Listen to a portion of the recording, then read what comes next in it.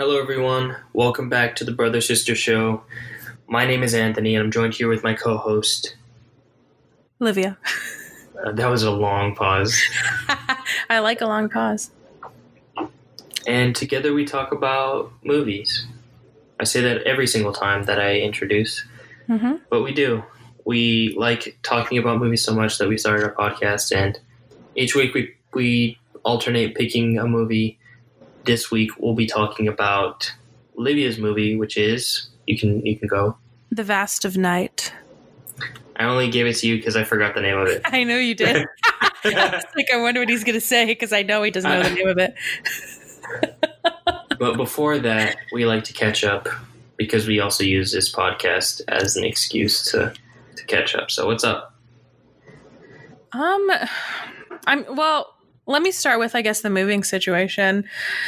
And then I can get into what I've watched. But I did have, I don't know if did I talk about my experience with, getting internet and stuff? I think everything is blurring. I have no idea what day it is. I don't know what I'm doing. But I feel like I was just waiting for something. What do people say? I was waiting for the other shoe to drop on something because everything has been going smoothly so far. So I was just waiting for something to mess up.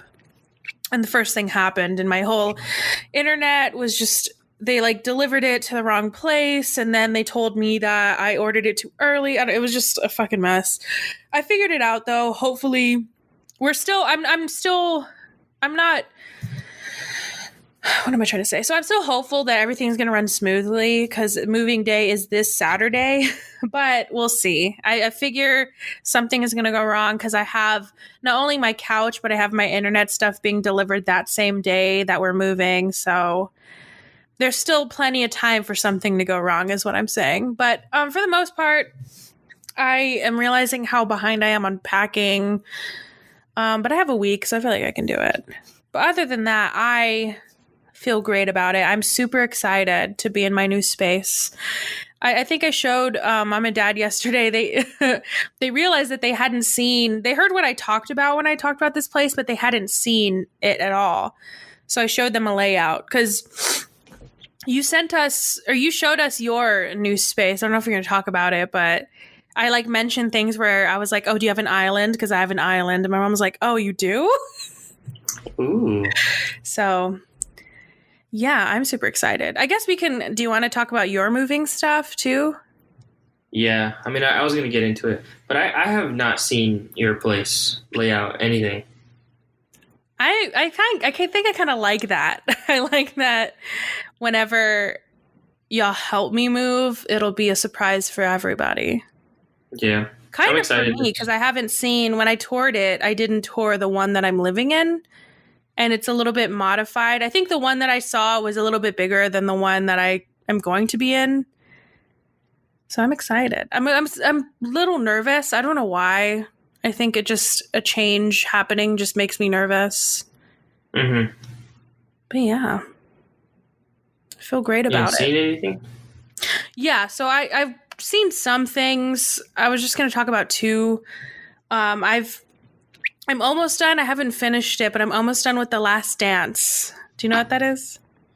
Yeah, of course. I haven't. I've been meaning to watch it. How is it?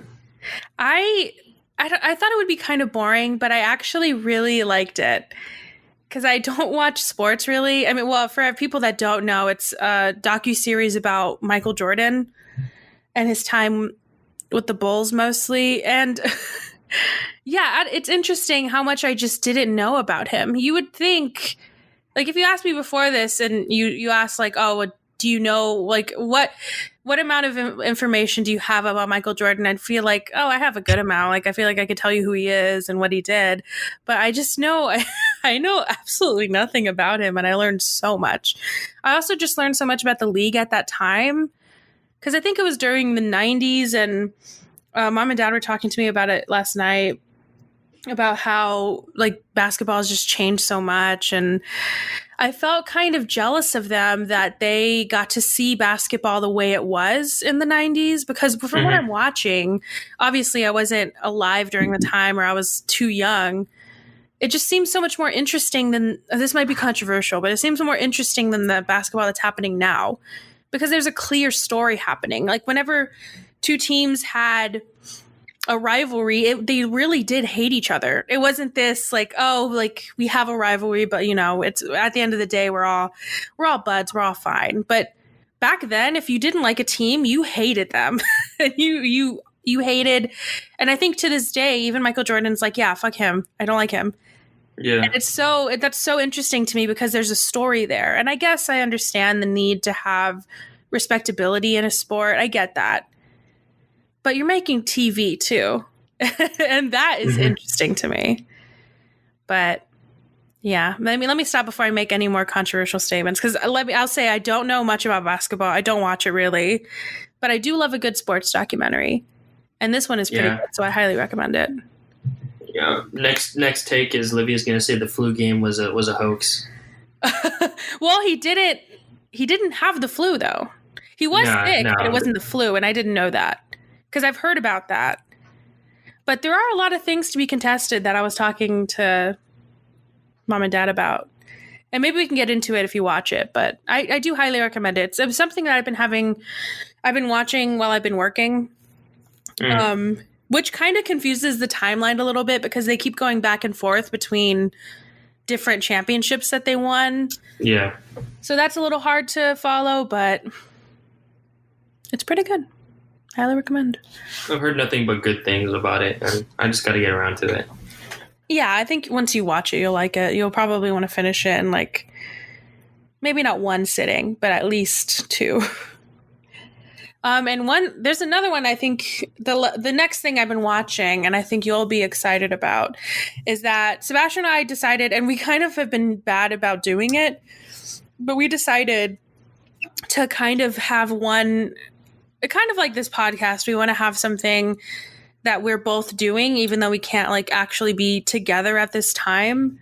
So I told him like I should pick a show for both of us to watch, and he should pick a show for both of us to watch as well.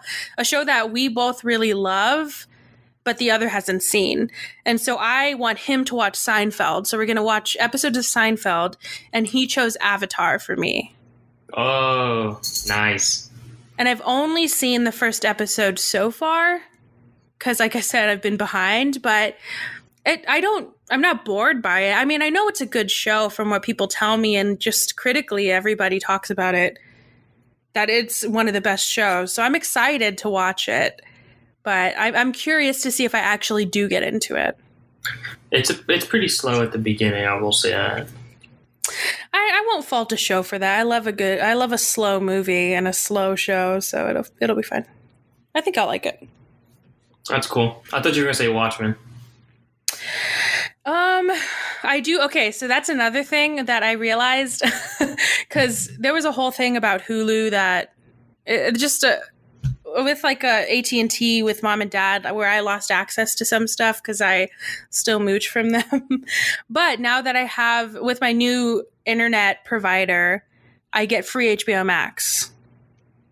Nice. So maybe after it's hard for me to start something. It sounds dumb, but no matter the size of it, even if it's a small thing I can start doing, I don't want to do it until I move, if that makes sense.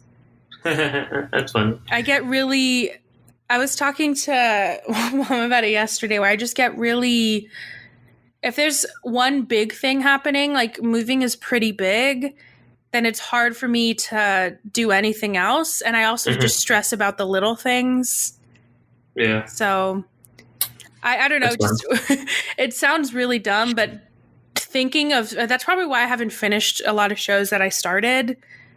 Like somebody asked in the Discord if we were watching Umbrella Academy, and I started it, but then I just had to stop it because I was like, there's too much new information entering my brain, and it needs to be reserved for moving. If anybody else does that, please let me know, because I feel like I'm going crazy. But I feel like if I just start something new, it'll be too overwhelming for my brain. So just the thought of starting that show just makes me like anxious. It's very strange. I will do it eventually. But for now, I can't. Yeah, Watchmen has a lot of intricacies. Yeah, and I don't know. It makes me like when I was watching Umbrella Academy. That show is not like complicated or anything, but when I was on the second episode and I was like, I don't want to. There's just too much going on. I just want to watch YouTube videos. I just wasn't invested whatsoever. It just felt like so cheesy to me. Oh no, I love the show. It's just the whole like whenever I get stressed, I just get overwhelmed really easily, and I think I've learned to not get mad at myself for that. If I don't want to finish a YouTube video, if I don't want to finish a podcast, if I like have to pause certain things, then I allow myself to do that until I move to my new place. Because then I know, and I think part of me is like, I know that I won't enjoy Umbrella Academy to the full extent that I know I can, because then in my brain I'm like, well, if I get a desk, where is it going to fit? I don't know where to put it. Like I know I'm going to be worrying about 5 other things. You won't even be able to enjoy it. Yeah. And I'm also, I don't talk about my job a lot, but I'm also moving to a different team. And I didn't realize that all of that is happening within the same week. Like I'm literally starting on my new team next week, and then I'm moving next week. Oh, dang.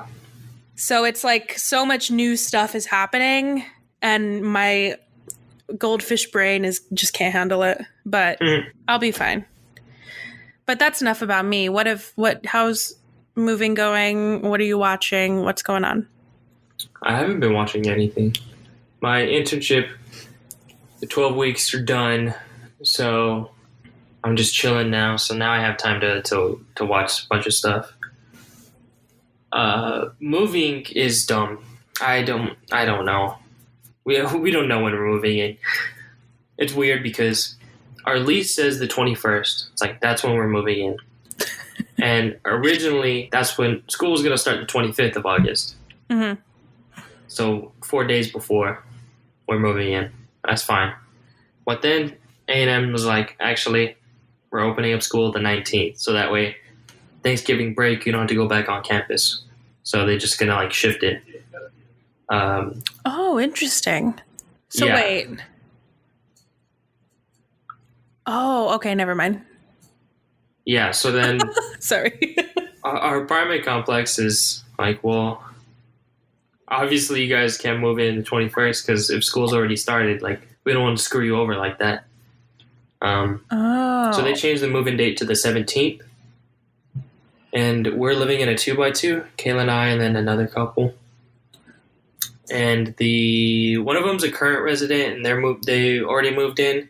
Yeah. And it's just like, if the unit's ready, why can't we move in too? I get that they're like a current resident, so they get like, I guess, preferential treatment because they've been there before. But if the unit's ready, I don't see why we can't move in. But, okay, so I don't think you know about. That's why I asked you if it's student housing, because it's different than student apartments are different than a regular apartment. So when you're renting out, even if it's a 2x2, and like you showed it to me and it has like your door has A and theirs has B, right? Yeah. They don't rent the entire apartment. They rent by the room. So even though your roommate can move in, that only means that room B is available. That doesn't mean room A is available. And it very well can be, but that's just how a lease works. You don't, especially when it's when it's a 2x2 and it's an A and B room, your leases are not going to be the same. That's just how it works. Yeah, it doesn't make sense to me, but it's neither here nor there. I don't. But that's just how student apartment housing is. Yeah, I guess. I'm chilling right now. Yeah, I don't know why you're in such a rush to move. I mean, I get it. It's not that I'm in a rush. It's just, I don't know. It's whatever. You'll have a place to live. You'll be fine. Yeah. I mean, I'm not upset about it. Just starting to pack pretty early. That's pretty much it. Not a whole lot. I mean, glad I didn't reinstall TikTok. Oh my god. Let me just not. I don't think there's any movie news. Oh, yeah. Oh, there is movie news. There's news. Emmy noms. Yeah. Watchmen, they did it. 26 noms. That's crazy. Pretty good. It's the most ever, right? For any show? That's a good question. I have no idea. I have a tweet draft about this. I was going to tweet it in the morning, but I was like, I was, I think it was going to be just about the immense joy that I felt not seeing Game of Thrones at all in the morning. That's funny. I was so happy because I forgot. I was like, oh, they already were. Like, I think it was last year, right? I just don't know what year as anything. But it was last year was their last Emmys, right? Oh, man. God, so joyful. Because, like, there was certain years where I think they did deserve nominations, but not the last one. The last one was so fucking shitty. Like, why would they get nominated? It makes no sense. But, yeah, I don't know if I have any like specific comments about the Emmy nominations. I was excited for you that Watchmen was nominated for stuff, but personally, I didn't 26. feel anything. They deserve all 26 because I can't speak enough on that show. I gotta rewatch it, honestly. I was excited about Succession. That show's very good. I highly recommend that one. And for Rami, God, I love that show too. But it didn't get... I was kind of annoyed because I don't think it got nominated for Best Comedy Series, though. But, like, the 2 stars of it got nominated. He's funny in Mr. Robot. He has, like, a very minor role in, like, the 3rd season. He's pretty funny. I think I've only seen him in his show. It's pretty good, though. I think he does, like, stand-up, too. Nice. That's it for me. My cat just wants to do everything that... Oh, my God. Okay. It'll be fine. Oh, okay. He's stressing me out. Well, on that note, let's have a quick break, and we'll be right back to talk about The Vast of Night. This episode is brought to you by Moving. Have you ever wondered what it would look like to play Tetris where the blocks are everything you own? Do you like receiving emails every day from the moving company you dared to get a quote from 2 weeks ago? Do you like talking to different internet company employees who have the same exact job title but somehow got totally different trainings? Well, then moving might just be for you. In the twilight of the 1950s, on one fateful night in New Mexico, young switchboard operator Faye and charismatic radio DJ Everett discover a strange audio frequency that could change their small town and future forever in the vast of night. Directed by Andrew Patterson, written by Andrew Patterson and Craig W. Sanger, starring Sierra McCormick, Jake Horowitz, and Gail Crowner. God, get easier last names, y'all. How would you say that? Croner? I don't know. Croner sounds right. I like the way I said it, though. I think that's the... I apologize. I looked up the pronunciation, is that what you say? I couldn't find any sort of like budget or any money that it made. I think for budget, I couldn't find it, but for the money it made, I think it was released on Prime. So I think that's why. I don't know. I don't do great research. It got a 6.7 out of 10 on IMDb, 92% Rotten Tomatoes, and an 84% on Metacritic. Thoughts? Very nice. And first and foremost, my first note is that it's a tight hour and a half, which I loved. But for me, I actually split it up into 2 viewings. And I can get into why later, but it's kind of embarrassing. Oh, really? Yeah. Okay, so I can get into it now because I love scary movies. And I don't scare easily, except if it's about aliens. Yeah. And aliens freak me out. Yeah, I don't like So Alien. when it started to get creepier, I turned it off. I think like I watched half of it, and I also was tired, and so I was like, I am not having alien dreams tonight. That's not going to be my night. But Too much stress.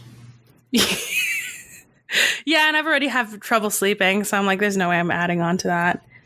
But yeah, so we open up with exposition as we close in on an old TV, and I really love the way that they used this to show the title. Mm-hmm. And I actually, I think, I don't know why I would want to put this in the fun facts, but I did.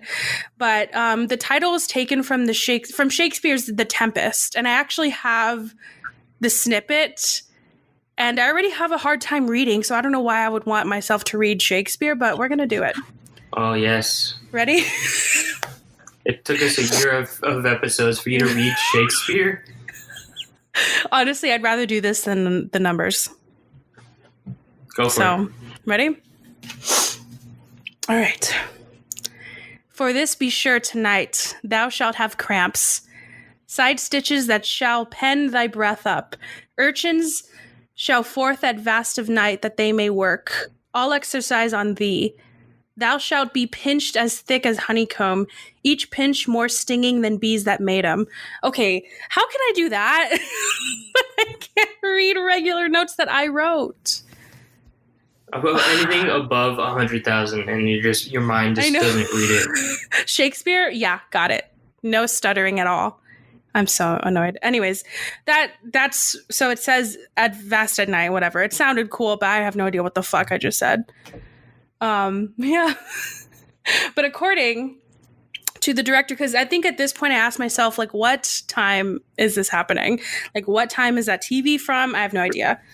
But according to the director, in a New York Times article, he says that the film takes place in November 1958.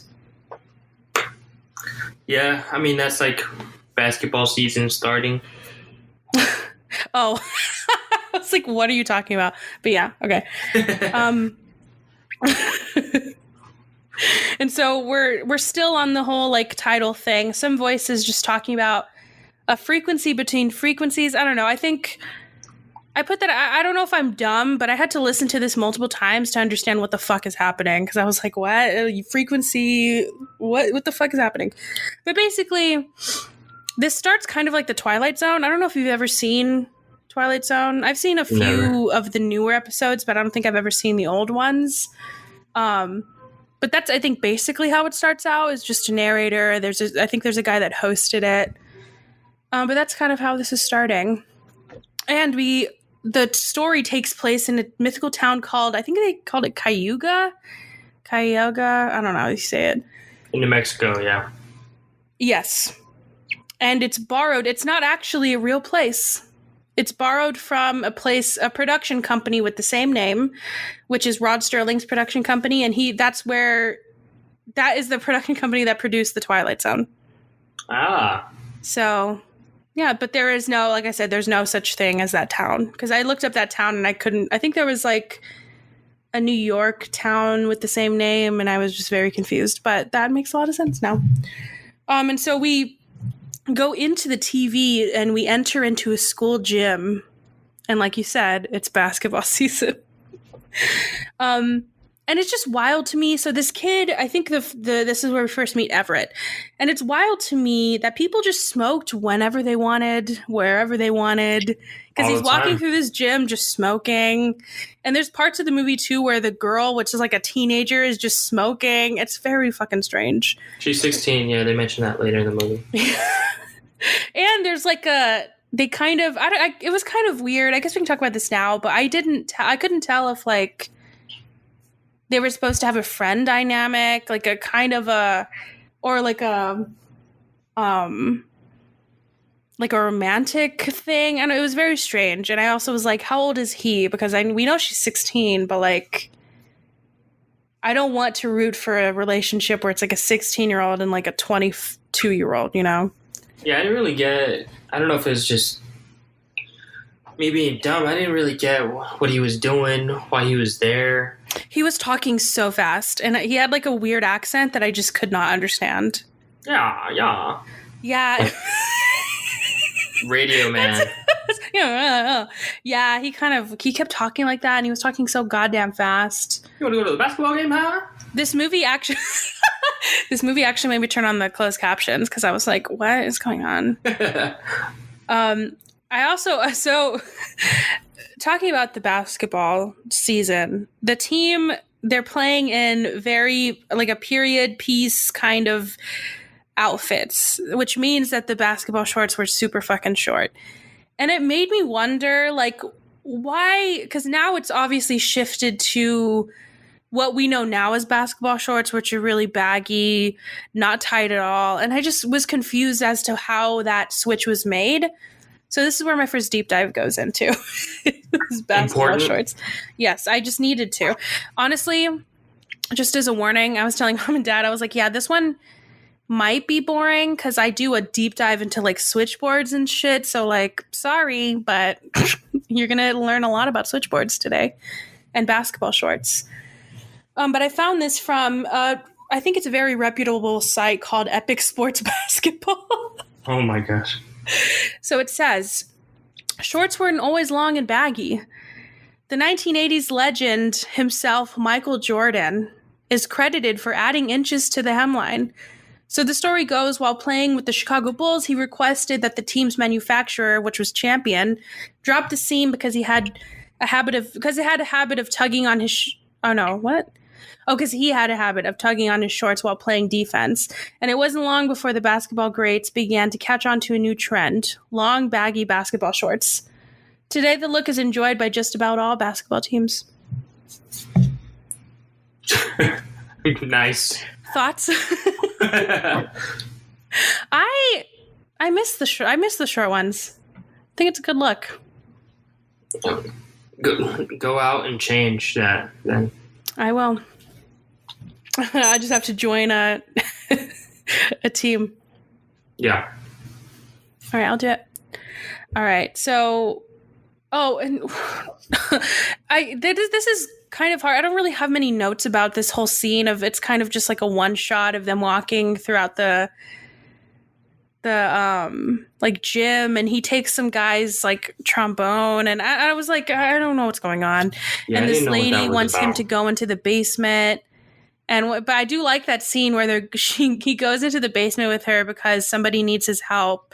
And when he gets there, it's an old guy, and they're just like arguing because he's like, well, I didn't want Everett here.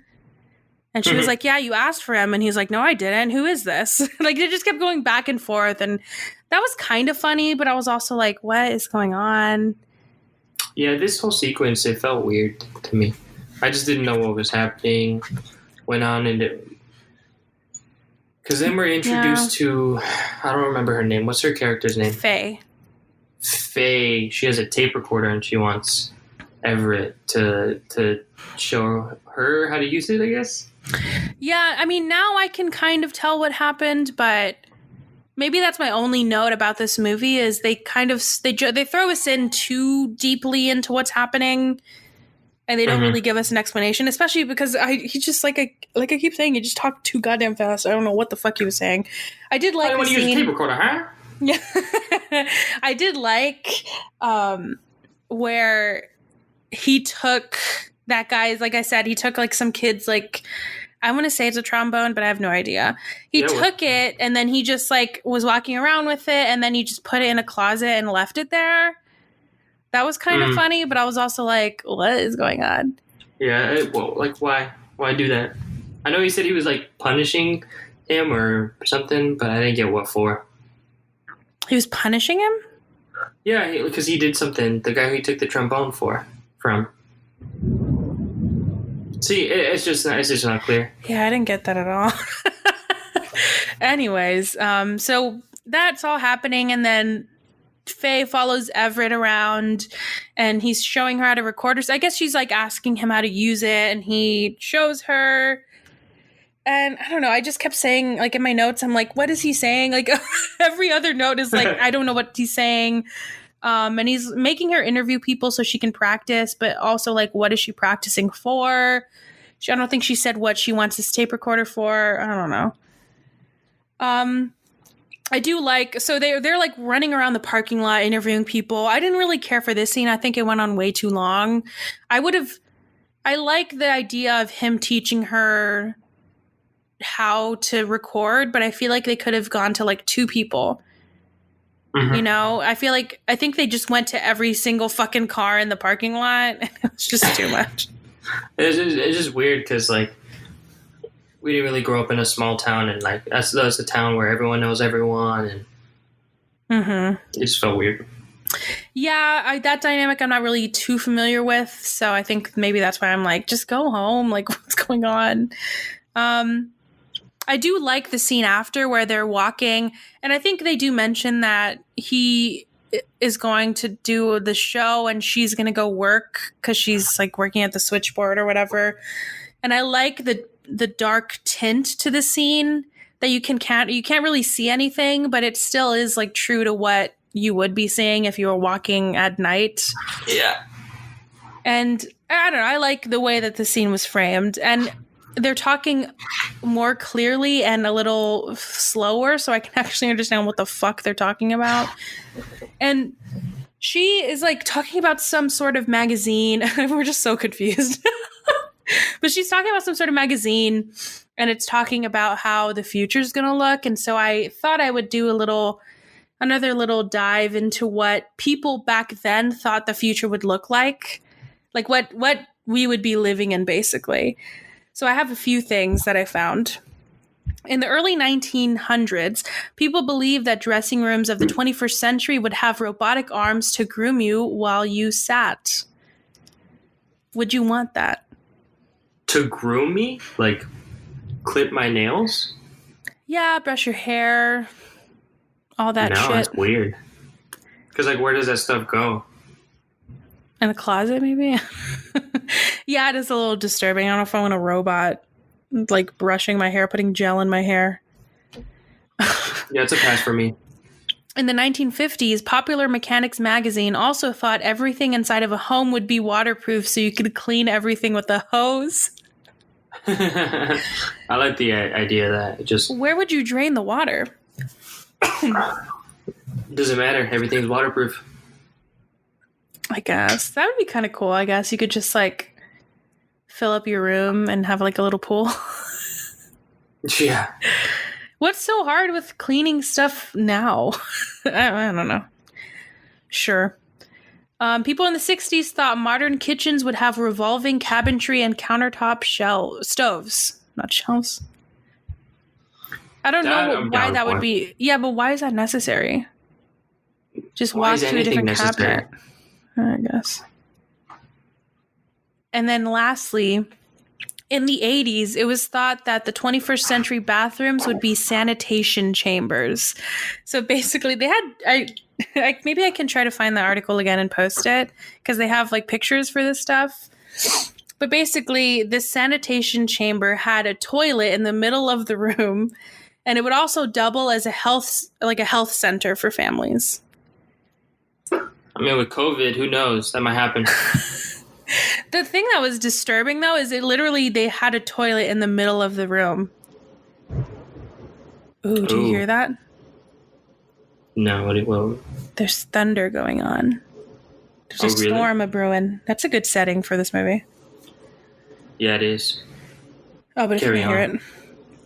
Yeah, so that's just a little look into what people in the past thought we would be living in now, but we're wearing masks to the store and we're stuck indoors, so that's what's happening. Well, out of all of those things, what is the one thing that you do want? Toilet in the middle of the room? Yeah. Cool, me too. All right, so they go their separate ways. She goes to work and he, I guess, goes to the radio station. And this is where we find out, well, I think she talks about it, but we actually see her working as a switchboard operator. Mm-hmm. And I did a little deep dive, like I said earlier, into switchboard operators. So buckle the fuck up and sit tight. In the early days of telephones, companies used manual telephone switchboards and switchboard operators to connect these calls by inserting a pair of phone plugs into the appropriate jacks. They were gradually phased out and replaced by automated systems, first those allowing direct dialing within a local area, then for long distance and international direct dialing. A typical telephone switchboard has a vertical panel containing an array of jacks with a desk in front. The desk has a row of switches and 2 rows of plugs attached to the cables that retract into the desk when not in use. And we can kind of see her doing this throughout. Each pair of plugs was a part of a cord circuit with a switch associated that let the operator participate in the call or ring the circuit into an incoming call. Each jack had a light above it that lit when the customer's telephone receiver was lifted, which I thought was kind of cool. So you didn't have to call into the operator. Just anytime you would pick up your phone, it would just directly call the operator. That's cool. Lines from the central office were usually arranged along the bottom row. Before the advent of the operator distance dialing and customer direct dial calling, switchboard operators would work with their counterparts in the distant central office to complete long distance calls. So if you wanted to call with outside of your local area, it would have to involve more than one person, which I thought was interesting. So this explains why she's constantly calling other women when stuff starts to mess up. So This is like a really, really long explanation, but I found it interesting, and I think it gives a little bit more context into who she's talking to and why she keeps calling these different people. Switchboard operators are typically required to have very strong communication skills, which I thought was funny that Wikipedia included that, because when she's recording with Everett, like with the other people, she's super shy and doesn't want to talk to them. Because I think because she has to be like in front of people rather than just doing it over the phone. Oh, yeah. And so before the advent of automatic exchanges, as operators' assistance was required for anything other than calling telephones across a shared party line, callers spoke to an operator at a central office who then connected a cord to the proper circuit in order to complete the call. Being in complete control of the call, the operator was in the position to listen to private conversations, like she does in the movie. Weird. All right. That's it for my switchboard operating. That's weird. Because, like, we look back at that now, it's like, that's so useless nowadays. I just think about that sometimes. Like, what would my job be back then? Because obviously my job doesn't exist now. So I think about that a lot. And just, like, at what point is programming just done? No one needs it. Oh, like, that's interesting. At what point is everyone going to look back at a movie of a programmer and be like, that's so stupid? Moving, typing, so stupid. Like how we looked at switchboard operators, I was like, this is stupid. Why would you need to do this? Yeah, and I mean, I think that's why I wanted to, because I wasn't going to include the whole like operation of how it works, but I think it is interesting to put into perspective. Now, if I wanted to call you, I would just have to press your number and it would call. But back then it involved, I would have to call my local operator in Austin, and then she would have to connect me to the one in College Station or San Antonio. And then they would have to connect me to you. Stupid. Isn't that weird? So stupid. All right. So once she's at her job, Faye hears a strange frequency in the radio because she's doing her job, but she's also listening to Everett's show. Then she gets a call with no answer, and it has this same noise that she heard over the radio. Then she gets another call of a lady yelling, and the lady's saying that there's a flying object in the sky. I don't know if you heard that, but I caught that where she said there's something flying. And it's a little hard to hear what she's saying. Kind of like, it reminds me of like 911 calls. Like, I hear them sometimes on the podcast I listen to, and I'm like, how did you understand what they were saying? Because there's just a bunch of yelling. Yeah, I'm surprised she didn't catch it. I'm sure she gets a lot of calls that just don't make a lot of sense. Or just yelling. And I think at this point I did have, I think I had my captions on. So maybe that's why I caught it. I don't know. And then she's trying to call different officers to go see what's happening because I think she knows who's calling. But there's no officers at the station. Like, I think she said some of them are already on the highway or somewhere, and then there's some that are at the game. Basically, that's the theme of this movie, is just everybody's at the fucking game. And then the weird noise just continues and she doesn't know what to do. But then so she calls Everett because she's basically trying to ask if he heard the noise, because I think he said he doesn't hear the playback, so he doesn't know what she's talking about. But I don't know. This might be a little early, but I do want to talk about the radio station. So the letters are, I don't know if you saw on top of the radio station when we finally get to it, it's WOTW, which is an homage to War of the Worlds. Nice. Do you know anything about War of the Worlds?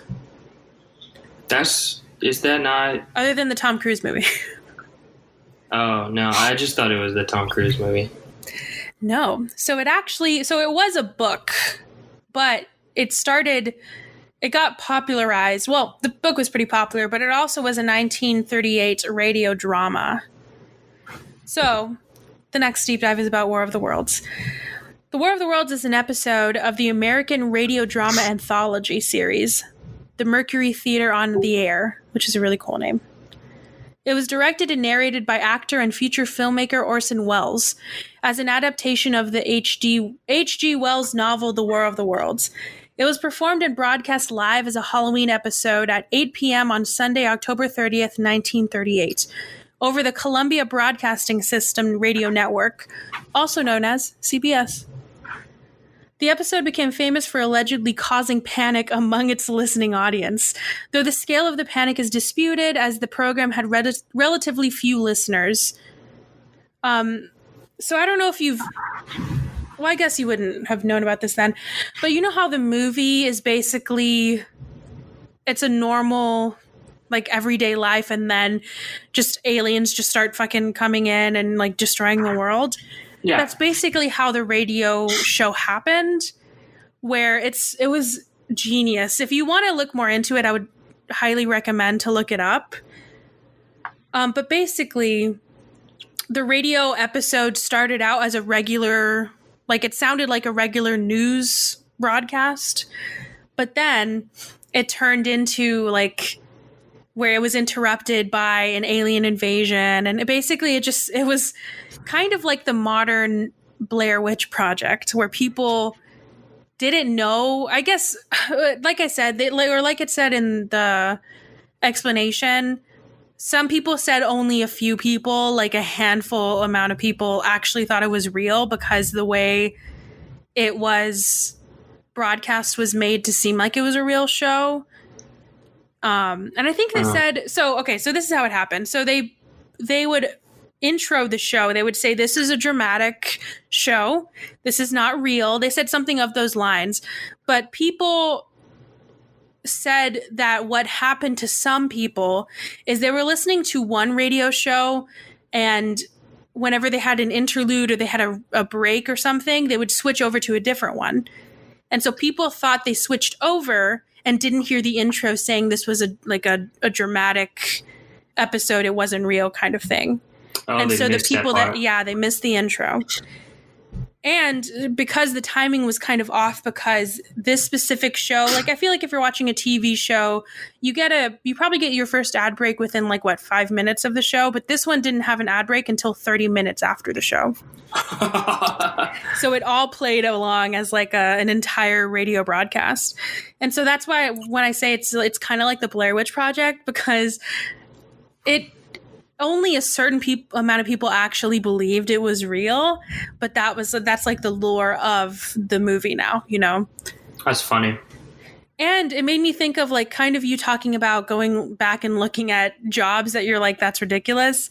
So there's War of the Worlds, another one that I like. The Blair Witch Project is kind of one. It's like a movie version, but I don't know if you remember or if you've heard of what happened on social media, maybe 2 years ago with that whole Dear David thing. Oh, yeah. That kind of reminds me of this. And for people that aren't familiar, again, I highly recommend you look up Dear David, because I think somebody did a compilation of all the tweets. I think it's a cartoonist is what his title is, illustrator. His name is Adam Ellis, and he had a couple of like a series of tweets that he did, and it was in real time. It wasn't just like all at once. It was like over the course of a couple of months, maybe, where he basically told the story of his haunting as it was happening, like of a kid haunting him or a ghost haunting him. And people to this day, he hasn't really said if it was real or not. So people don't know if it was real, if he was making it up. Either way, I mean, people were kind of upset because they're like, if this is not real, fuck you. But to me, I think it's genius. Honestly, I hope it isn't real and that he made all that up because it's genius. There's like some videos too of like recordings, and I thought like last I heard of it, I completely forgot about this. Yeah, you mentioned it to me, and I thought he was like talking about making a movie about it or something. He sold the rights to it. Yeah. Oh, okay. And whenever people saw that, they were like, "Oh, this is fake." Blah blah blah. But I don't know. People were just mad they didn't think about it themselves. Because if you think about it, like, that's genius. Like I said, I mean, some of the videos, there is some sort of production value that goes into it. Like, there's some figures in the videos that he released. So there was some sort of things that he had to make up if it was fake. But for the most part, it was just stories and pictures and. Yeah, I don't know. I like it a lot, and I feel like that's the first thing I thought of when I read this whole War of the Worlds thing. Was how people are doing that now. And there's a few that I could have mentioned, but that was the one that I think got the most attention. Yeah. Yeah, that one's kind of creepy. And hopefully they do make the movie, and we can do not review it, but watch it on the podcast. We'll see. All right, so back to the movie. So when she calls him and she's like asking if he heard what happened, and he plays it back, but she keeps asking if he's mad at her. Yeah. Do you remember that? I was like, oh, it was very strange. That's why I think I just keep questioning what their dynamic was. And at the end of the day, I don't think it was important, but it's very strange that she like wanted him to not be mad at her. Yeah, that was really weird. And so Everett goes back and he hears the sound. And so he plays the sound that Faye keeps hearing over the radio once he like finds it. And he tells them, he tells like his audience, if you know anything about this sound, then call us. And then he says, if anybody gives us information, we'll give you a piece of Elvis's carpet. Yeah. Super random. Yeah, and I was like, that's not his fucking, because just as a carpet. I could just do that right now. Do you want a chair that Elvis sat on? Yeah, very funny to me, but yeah. And then this is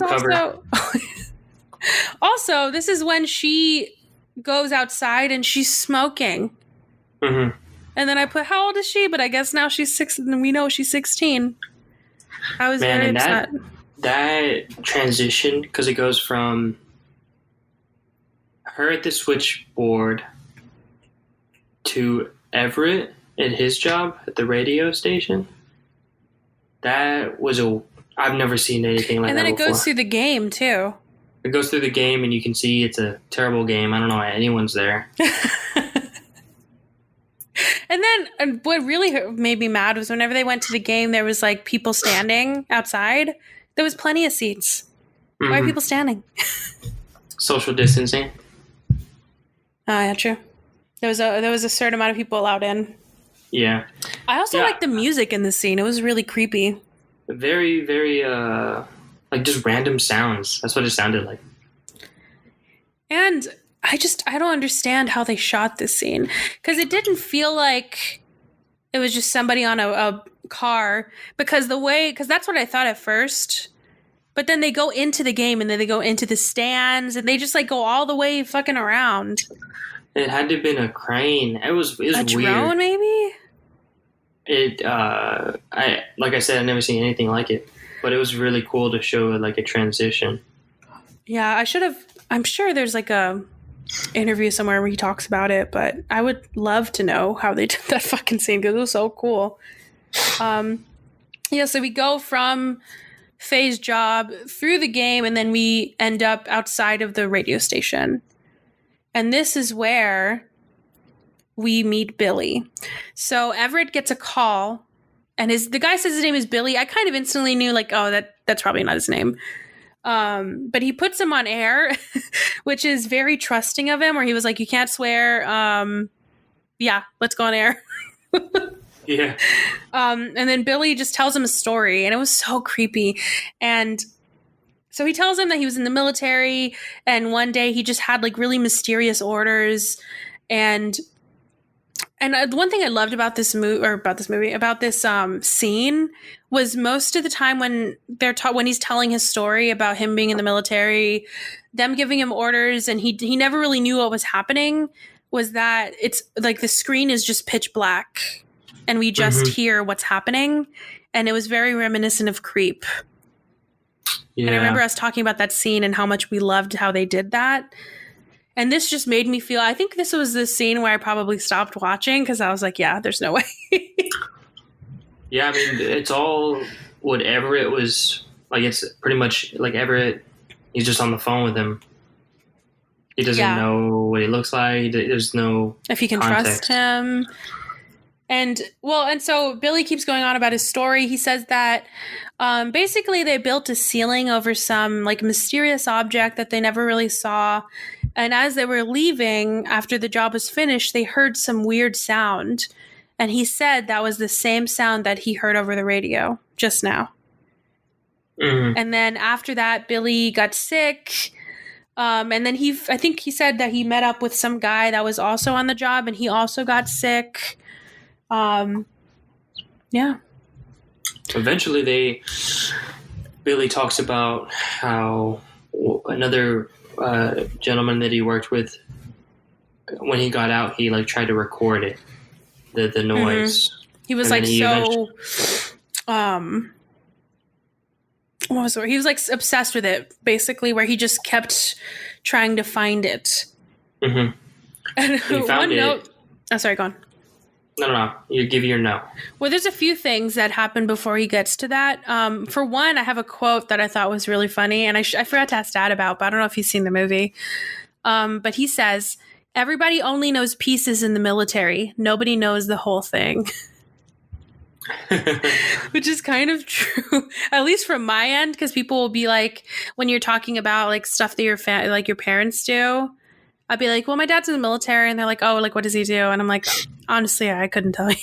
I have no idea. Oh, and then before he tells him about the guy, he like the call cuts, and then he calls back, and Faye connects him, and I think they're off the air at this point. So Everett's like, why are you telling me this? And he says he's sick and he doesn't think that he never thought that anybody would listen to him because he's a black man. And he made a good point that they didn't, I like that they made this point in the movie. But he says that a lot of the people that would go on these mysterious like missions or follow these mysterious orders, most of them were minorities. And Everett was like, do you think they did that on purpose? And he said, yeah, because nobody listens to us. So of course they're going to use us because nobody's going to care. Which was, I don't think I've seen that talked about. So that was an interesting little snippet. But yeah, do you want to go on about this is when he talks about the guy that actually found the sound and he recorded it. Yeah, so he recorded it and sent out the tapes to everyone who worked with him on those, like, they kept on saying, like, details, security details. Yeah. And that he heard it, and it was exactly the same noise that he had heard in the desert and on the radio station. But he didn't have it, and he talked about this captain or in the Air Force that they worked with as well, who they thought would have it, and they mentioned his name, but Everett and Faye, right? Yeah. Knew that he had died. And he lived in their town. Yeah. So then Faye's like, oh, wait. His wife gave all the tapes to the library. So it's then in the she's basement. like, oh, it's in the basement, and she knew how to get there. She's like, I'll just go around and get it. She had a key. It's like, what? Yeah, I didn't get that. But yeah, so she runs and she tries to, well, first, before she goes, she's like, well, how do we know what it is? And he's like, it's clear. And she's like, they're all clear. But Billy tells them that if they do want to play it, if they want to play it over the radio, because I think that's Everett's plan, if he wants to play it over the radio, to do it now, because that means, like, when you hear that sound, that means they're there, but they're not going to be there for long, so you better play it now. Mm-hmm. And I was like, ugh, that's creepy. And I love, this is when they show, I think they've already had a couple in this movie at this time, but the transitions that they have, where they have it, like the story that we're watching now, they show it played through the like old TV looking thing. Mm-hmm. I loved those, especially when they like the way it faded out. Oh, so cool. It happened during their call, Billy and Everett's call, Alpha Air, and it made it a lot creepier too. Oh yeah, so fucking creepy.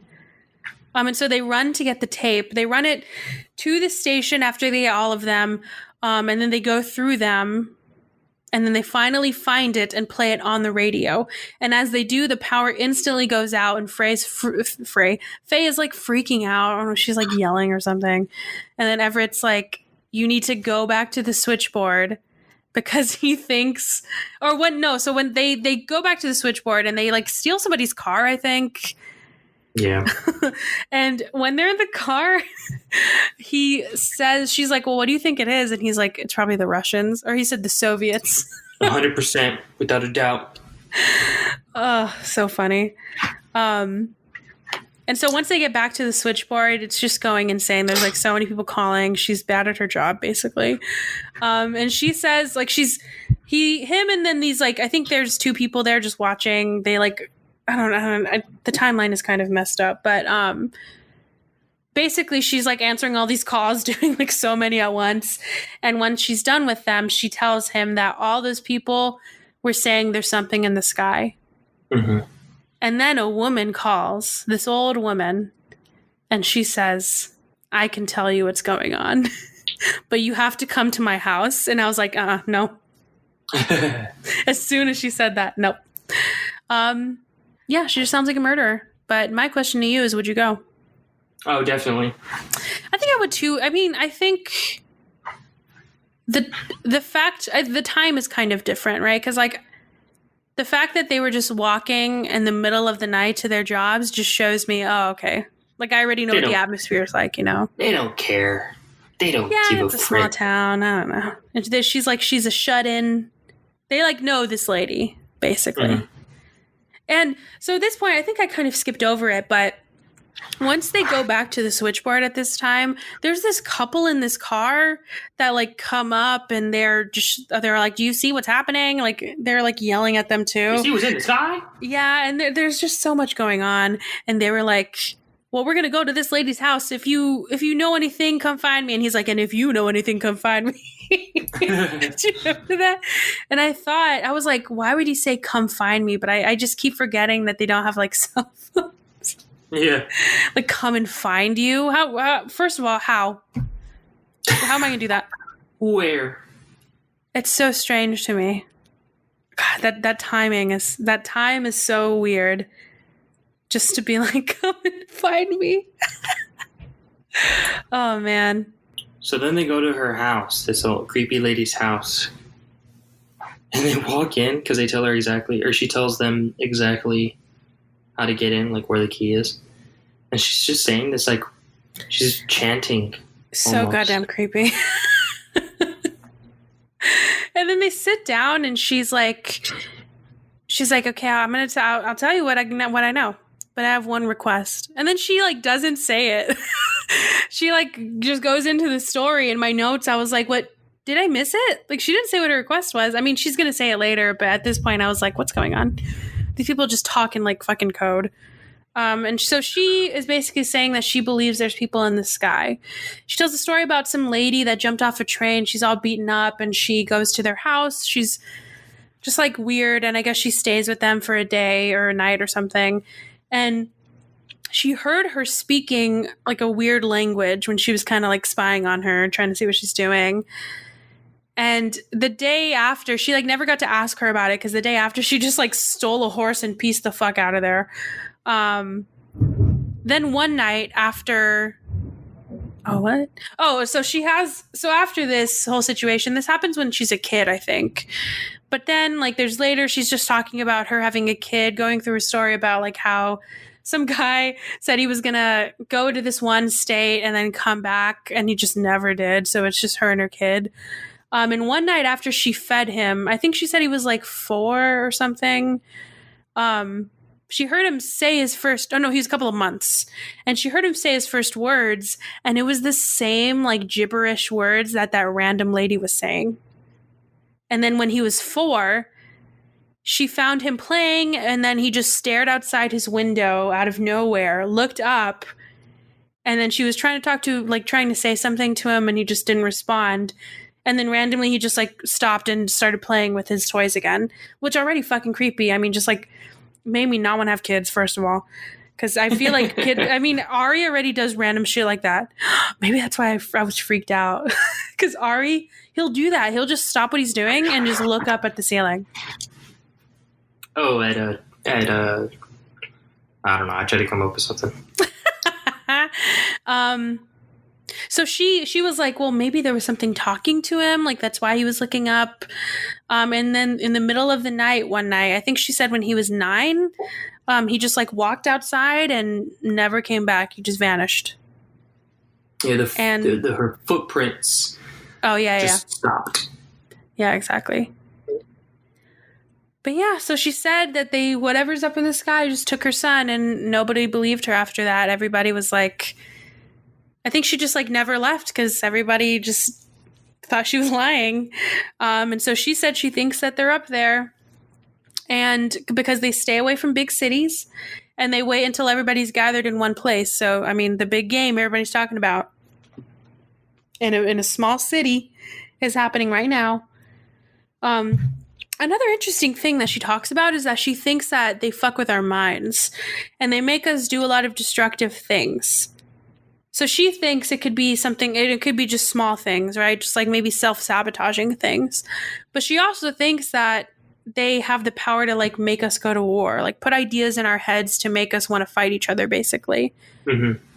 And nobody knows why this is happening. You know, nobody knows why people hate each other or all this bad shit in the world is happening, but it's because of them, because they're fucking with us and they're kind of like a puppet master kind of thing. And a quote from her that I thought was really haunting was, "Free will is impossible with them up there." Ooh. Creepy. Oh, and then she does say her request, finally. Her request is that when they go to find this ship, she wants them to take her with them. Yeah. Because she wants to go to the ship too so she can see her son. And I felt bad, and I was also like, I mean, I knew they weren't going to take her, but like, what's the harm in taking her? I don't understand why She's they creepy. didn't. Well, they didn't believe her. I guess. Everett didn't. Yeah, he was upset, and he just like, well, we're going to go. And then they leave. Well, she wants to give him... You hear? And she like she's trying to hand him the paper of all the like rambling shit she was saying. And she says, whenever you encounter somebody tonight, read this. And he was like, no. Just left. Yeah. And then after that, so they left, and Faye's like, why don't we, like, what's going on? And he's like, she's lying. Like, he's just angry. And then she was like, oh, the baby. And she like leaves, or she says somebody's name. I forgot what it was. And so she runs into a house, and I was like, she left a fucking baby alone. What? But I think that's what she said. Somebody was trying to babysit her. I don't know. So she like ran into somebody's house trying to get a camera, I think, from some girl. And it's so weird because like they have this alien thing going on, right? And then they make a point for her to be like, she's like, oh, I'm with Everett right now doing whatever. She's like, oh, the radio boy? And I'm like, what is this? What's going on? Why do we need that? Ooh, what does he want? Yeah, and then she was like, and then Everett was outside like, Faye, we need to go. And And the girl's like, Everett, why are you here? I'm in my dressing gown, or I'm in my nightgown. And he was like, trust me, the last thing I want to see is you in your nightgown. I was like, what a fucking asshole. I don't like Everett. Anyway, so then they're about to leave and they run into the couple that they ran into earlier that was like, come get me if you see something. So they did. They saw something and they came to get them. And he said that there was, so they got into the car with them so they can go see what's happening. And they said there was something in the sky, and it just had like weird vibes where they keep showing Everett and Faye's face and they're kind of like, what's going on? And then I was like, oh, he's going to play it. Because he didn't take the paper, obviously, so he can't. I think that's when he realized, like, oh, maybe I need to, like, actually, maybe I should have taken that paper. But then he rewinds what the old lady says. I guess he recorded whenever she was, like, speaking that language. He rewinds it, and he plays it for them. And they just start to, their, like, eye line just starts to raise, and they just start to look at the ceiling while they're driving. And oh my God, I this is going to sound dramatic, but I had chills. It was so fucking creepy. Really? You should have watched it at night, Anthony. Yeah. Because it was so creepy. I thought it was so good. And it wasn't like they were playing with them, right? Like they were in the middle of driving and he just started to look up at the ceiling of the car. Oh my God. It was so creepy. Oh, and so him and Faye freak the fuck out. And that's when I put, wow, this is such a bad idea to watch this at night. Because that's when I remembered that I like had a fear of aliens. But yeah. But then they start to run out of the car and they run into some field. She still has the baby, by the way, in her arms. And they look up to the sky and he's like, well, there is something there. But I was like, am I dumb? I don't see anything. I just saw like stars. No, you're dumb. In the woods, what they saw, because he saw like the trees were burned and there was like rubble on the ground that was burned. There was like an obvious, because they were in like a forest. Oh. The tree was broken. You could tell something big went through that and like cut a path through the tree. Okay, so the answer is yes, I am dumb. All right. Yes, very dumb. But then they do walk more into the field and I do see the ship. And I said, if I see an alien, I'm turning this movie the fuck off. But we didn't. It was just the ship. But I was very nervous. Oh, and then, so they're like looking at the ship, and then a bigger ship comes over them, and it creates a shadow on them. And I don't know if when like the shadow suddenly appeared, I jumped because I got scared. Yeah, and the ship that's above them now is so fucking big. And I love the way it's filmed. Did you see it had like it looked like the camera was dirty kind of feel. Mm-hmm. It was like glazed. Looked like a dream. And it's fucking huge. And then the game, so we see that and then it cuts. And then we see that the game is over. Everybody's leaving. And then people start to see the car that was just abandoned. The one that they stole. And the power is back on everywhere. And then we cut to an image of like us following footprints in that like forest and the sand looking thing. I guess dirt. I don't know. And it stops at the recorder that she had. And it has like dirt all over it. And they were taken because they're not there anymore. And nothing's there anymore. And then it cuts. And that's the end. And you didn't sound amused, but I loved it. I loved this movie. I like the idea. The end credits were really cool too. The creepy part was, for me, I feel like what had gotten me was when Billy called. Yeah. Also, I didn't realize until now that the reason that lady was saying that when they entered is to check to see if they were abducted. Yeah. I didn't even realize that. Like, if they did, what was she gonna do? Well, they would have stopped. So I don't know. I think she just would have known. Well, okay. So do you think they're abducted, or do you think they're actually alien? I think they were actually aliens. Because from what it seems like now, the story about like how the dad just disappeared, maybe he was an alien. What dad? So you remember she's talking about her kid, and she was talking about the dad of her kid and how he like was going somewhere and he said he was going to come back, but he just never did. What if he was an alien? Oh. And what if he had a kid with her and that kid was an alien, and so that's why it took the kid? But then why would it take Everett and Faye? They knew too much. Maybe. She mentioned, because didn't we live in Holloman? I think so, yeah. She mentioned that and White Sands. And I was like, hey, I know that. That's the thing that I forgot I was talking to about this, but I was saying how I like the whole like alien fear, right?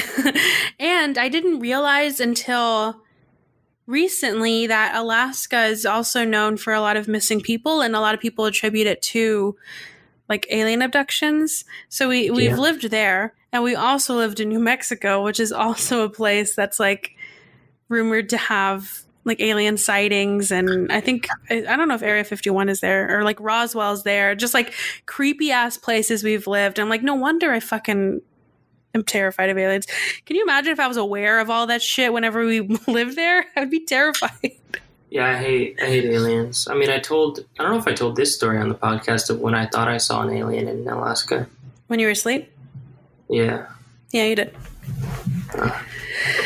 Yeah, creepy as hell. But for one, I love this movie. I thought it was interesting to go in not knowing much. I think I could tell from the the poster that it was like a sci-fi-ish movie, or I guess vibe. But yeah, I didn't know anything about it, and I was pleasantly surprised. There was a lot of cool things in this movie. I don't know the budget, obviously, but I know it is an independent movie. So for what they did with what they had, very, very good. Yeah, it was filmed in like 17 days, no? Yeah, so we can go on to the fun facts about that. So filmed in 17 days in September of 2016. It's a long time ago. Yeah. The gym and some exterior town scenes in the trailer were filmed in Whitney, Texas. Hey. I don't know where that is. I should have looked it up, but... empty locker rooms in the gym were used for soundstage space, and duplicate versions of the switchboard set and the WOTW control room set were constructed there to allow for more controlled environments. Oh, nice. And we already talked about a lot of the references in this movie, kind of the homages to like War of the Worlds and Shakespeare and what was the other one? Twilight Zone. But there's a few more. So Jake Horowitz's character, Everett Sloan, shares the name of Everett Sloan, a character actor from Orson Welles' Mercury Theater, which we've talked about before. Mm-hmm. The name of the character Rennie, which I don't know who that is, maybe one of the random people. I don't know. There's a character named Rennie is all we need to know, I guess. That's a reference to actor Michael Rennie, who played an alien in The Day the Earth Stood Still, which is a movie from 1951. Oh. So yeah, so we know how I feel about this movie. How do you feel? I liked it. The beginning was too long for me personally, but... Yeah, I agree. It picked up right around Billy's Call. I like sci-fi. This was a good one. It was a good 50s movie, 50s sci-fi. I liked it. It also felt like, I obviously was not present for the 50s, and I don't really know much about that time, but it did feel very accurate. I don't know, it felt like the whole, like we're talking about the whole, just the fact that she just left a baby alone. No, I think I think there was like a babysitter, but just they would run around and not like go into random people's cars. It just felt like very not of this time. And even the wardrobe, just everything, the way they talked, it just felt very. I was a very immersive experience, if that makes sense. Like I felt like I was in that world. Yeah. And it would have been so cool to watch. I think that would have made it even better and even more immersive if we were able to watch this in theaters. Oh, yeah. But I loved it. I mean, watching it at night was enough for me, and it freaked me out. So I want to apologize too, because I was gonna do. I did deep dives in basketball shorts and switchboards, but not aliens. But it's for my own sanity. I honestly couldn't have done it. Because it freaks me out. I want to be honest with our listeners that I just chose not to because I want to be able to sleep tonight. But yeah. That's funny. I was going to tell you, I was going to say, hey, because I know you kind of also feel the same way I do, but I was going to tell you like, hey, if you want to do alien research, you go ahead because I can't do it. I mean, I feel like that would take, like, people dedicate their lives to that. Yeah, but I also kind of liked what we were talking about, the whole like old guard situation where there's tons of movies and stories about immortality, but I like the way that this one did it. So for me, I think there's a lot of ways that aliens can be portrayed and thought of, like how they look, what they travel in, what their intentions are. And I kind of like the mysterious aspect of this and the way that they wanted to portray it in this specific movie. So maybe that's why I also was like, I don't need to do all that extra work because this movie's alien can look different from another movie's and another, you know what I mean? Yeah, all of these aliens look like Seth Rogen. No matter what. All of them were just iterations of Seth Rogen. I actually did get an alien shirt the other day. I need to show it to you. It's like a tie-dye shirt and it has a little alien cartoon on it. Wow. Maybe I'll show a picture. I was looking at their IMDb and they have because they have the trivia, the quotes, and the goofs. There's 2 goofs that I kind of want to mention just because it's kind of weird that it ties to us. And just the fact that we've lived at these places. So the radio station's call letters, WOTW, War of the Worlds, as you mentioned, would not exist in New Mexico since west of the Mississippi, they would start with a K. So like all of the radio stations would start with a K. But while 99.9% of radio and TV stations west of the Mississippi begin with the letter K, for some reason, San Antonio, Texas has stations that begin with a W. WOAI? Yeah. Interesting. I just thought that was weird. And that, you know what? I never thought of that because I think in Austin it's like KUV or something. Yeah. There's some in San Antonio, like KSAT. Yeah, but I don't know. That's interesting. Wow. Cool. All right. Well, let us know what y'all thought about this movie. Please join our Discord. Oh yeah, please join our Discord. You can find us on Instagram at Brother Sister Show.